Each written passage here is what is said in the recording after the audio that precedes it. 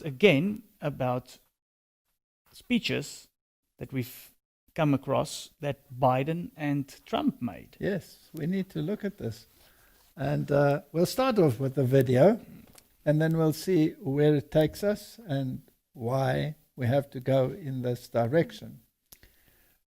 It's not a popular message that we have, and it is an ancient message, and it is necessary that people don't forget.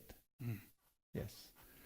So let's have a look at some of the speeches that have been made recently at prayer breakfasts and at special occasions, especially before the elections.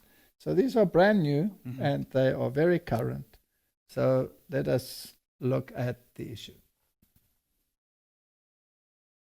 I know for me, my Catholic faith has helped me through the darkness as I've had to bury pieces of my soul deep in the earth and eventually found purpose to live a life worthy of those I lost. And throughout my life in public service, I've been guided by the tenets of Catholic social doctrine that cuts across all confessional faiths. What you do to the least among us, you do unto me. We have an obligation to one another. We cannot serve ourselves at the expense of others.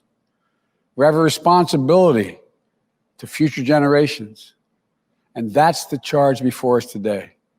And that sense of hope and possibility reminds me of the first time I met Pope Francis in 2013, when I had the privilege of attending his inauguration at the Vatican.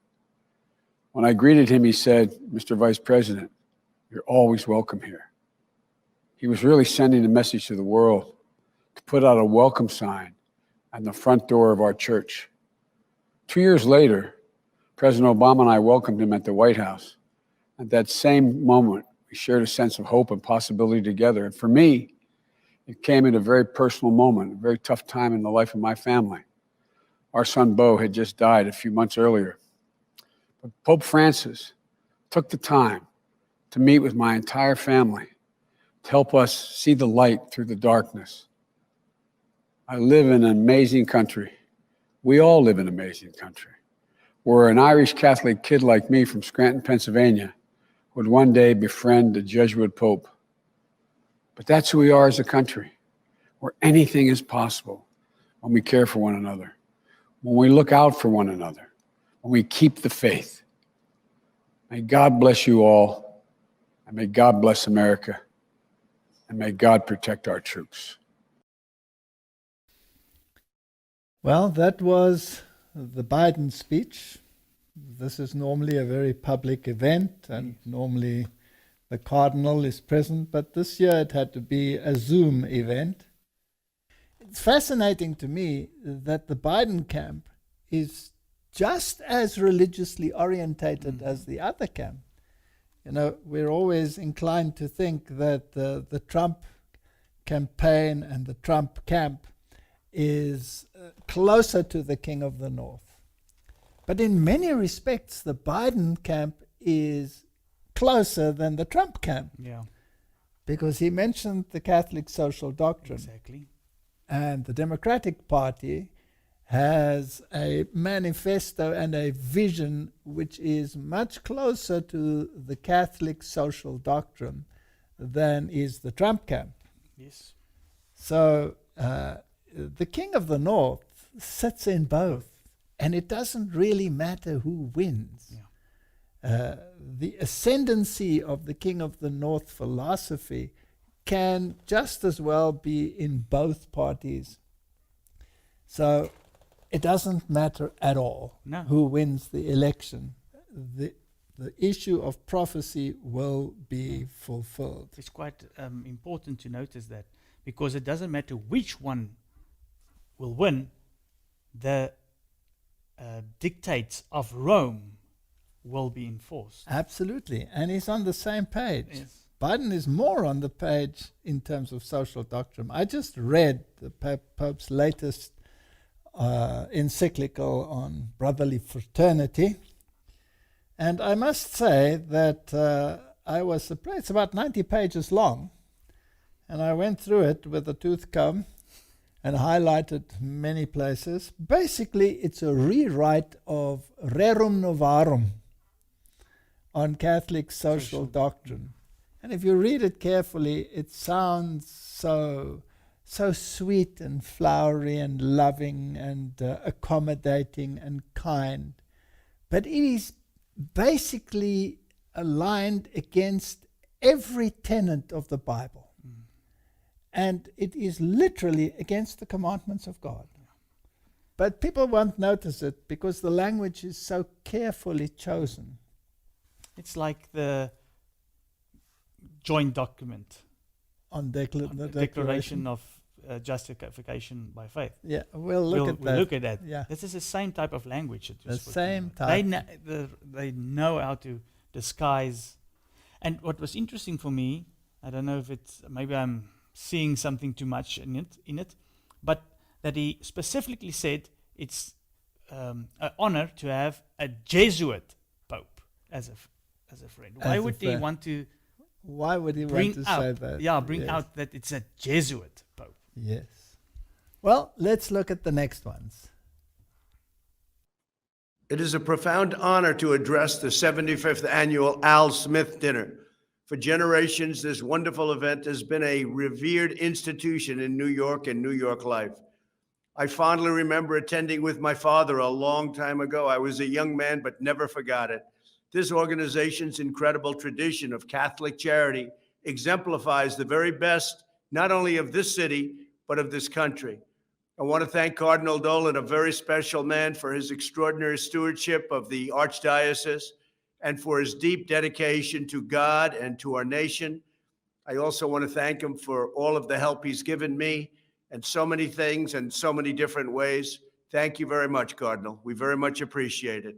And of course, the Catholic community and the men and women of the New York Archdiocese answered the call and frankly answered it like nobody else could. In Catholic schools, hospitals, shelters, soup kitchens, and food pantries, you served with the supreme devotion to your fellow citizens. You showed the world the essence of the Catholic faith. I've known about it for a long time. I lived right next to a magnificent Catholic church. As Jesus Christ said in the gospel, everyone will know that you are my disciples if you love one another. As president, I want to thank the Catholic community for the magnificent generosity you showed in America's hour of need. From the very beginning of our republic, Catholics have uplifted and enriched our nation beyond measure. Catholics like Charles Carroll helped secure American independence. Women like St. Elizabeth Ann Seton founded a movement that created thousands of schools and lifted children out of poverty. And the great Al Smith, the original happy warrior, that's what he was. He was a happy warrior. I know it well. I consider myself to be a happy warrior, but it's not so easy in these times. But he was a happy warrior of American politics. He spent his life fighting for hardworking Americans and battling the anti-Catholic prejudice that you see even today coming out of the Democrat Party. Today, this amazing group continues that proud tradition of faithful service. Your work reminds us of an essential truth. In this country, civil society, and especially our religious institutions, are an essential foundation of American freedom. Our nation is strong because of Catholics and, frankly, people of all faiths. That is why, as president, one of my top priorities is to defend religious liberty and the cherished role of faith and faith-based organizations in our national life. To protect your God-given rights, I was recently honored to nominate one of our most brilliant legal minds, Judge Amy Coney Barrett, to the United States Supreme Court, and that was an honor indeed. She is a proud graduate of the University of Notre Dame Law School, where her professor, one of the most respected anywhere in the country, said she was the single greatest student he has ever had in his class. We will not stand for any attacks against Judge Barrett's faith. Anti-Catholic bigotry has absolutely no place in the United States of America. It predominates in the Democrat Party, and we must do something immediately about it, like a Republican win. And let's make it a really big one. To support the noble mission of Catholic schools, my administration is working to advance school choice. It was my great honor to help the Catholic Church with its schools, They needed hundreds of millions of dollars nationwide, and I got it for them. Nobody else. I got it for them. I hope you remember that on November 3rd, but I got it for them. And it was an honor to do it. I did it at the request of Cardinal Dolan and others of your leaders. They really needed it. We took care of that situation. Very important. We are once again standing with Catholic charities and healthcare providers such as the Little Sisters of the Poor. We've been with them all the way in this long fight. We are fighting for Catholic adoption agencies and fighting hard. And we are defending the sacred right to life. Remember that when you vote. That's so important, and so important to the Supreme Court. Every child, born and unborn, is made in the holy image of God.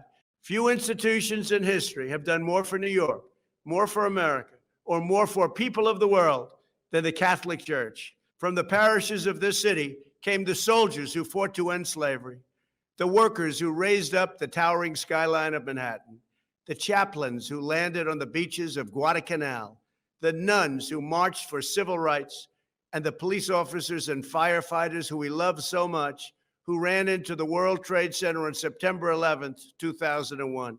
Now more than ever, our nation needs a renewal of the values this organization promotes, and that the Catholic faithful live out each and every day in peace.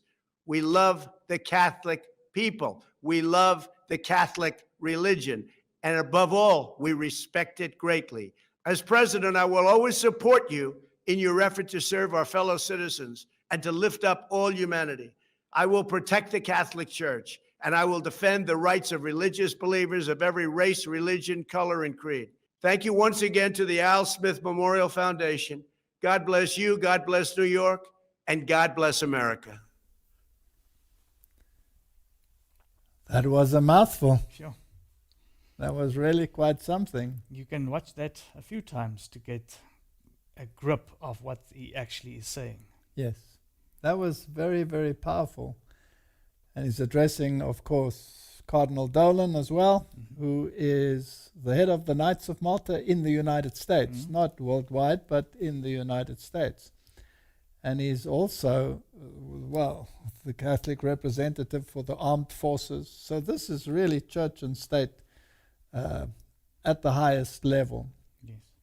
And he made it quite clear that anti-Catholic sentiment has to end, and that Rome has played such a pivotal role in all of these issues and taking care of the poor and the soup kitchens and all of those things. Many of them are, of course, absolutely true.